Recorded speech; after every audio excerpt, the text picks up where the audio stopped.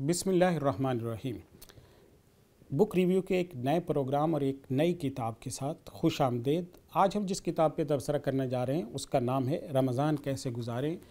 इस किताब से आपको पता चलेगा कि हुजूर सल्लल्लाहु अलैहि वसल्लम ने ये क्यों फरमाया है कि तबाह हो गया वो शख्स जिसने रमज़ान का महीना पाया लेकिन फिर भी वो अपनी बख्शिश नहीं करवा सका। तो हम रमज़ान मुबारक में अपनी बख्शिश कैसे करवा सकते हैं, ये बात समझने के लिए हमको ये किताब ज़रूर पढ़नी पड़ेगी।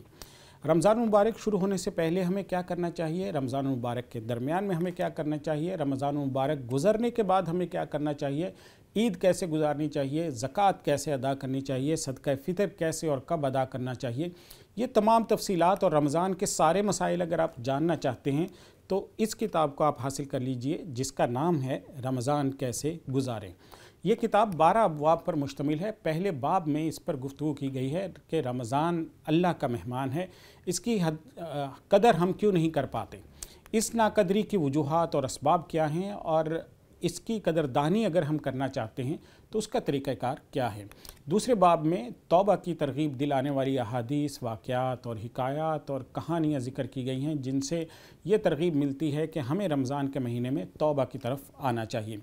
तीसरे बाब में फ़जर से लेकर तरावी तक ज़्यादा से ज़्यादा नेकियां कमाने के गुर बताए गए हैं और वो आमाल बताए गए हैं जिनको हम करें तो हमारा जो सवाब है वो मैक्सिमाइज़ हो सकता है।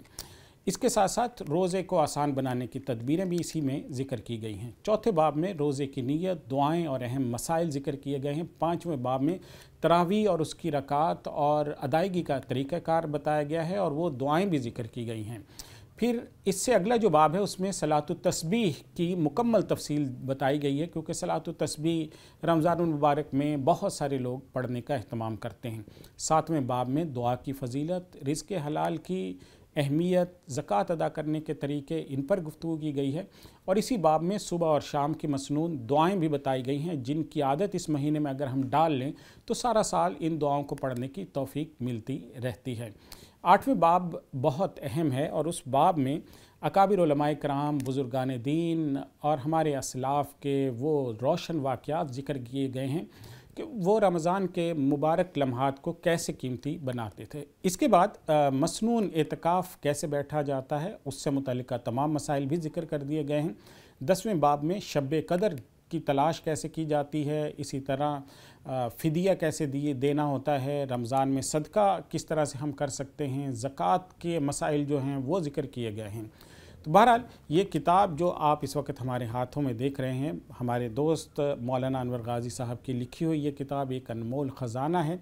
इसे आप ख़रीदिए, पढ़िए, लोगों में तकसीम कीजिए और अगर आप तक ये किताब अभी तक नहीं पहुँच सकी तो फ़ौरी तौर पर अल हिजाज़ पब्लिशर्स के नंबर पर रब्ता कीजिए। उसका नंबर है 031421399797।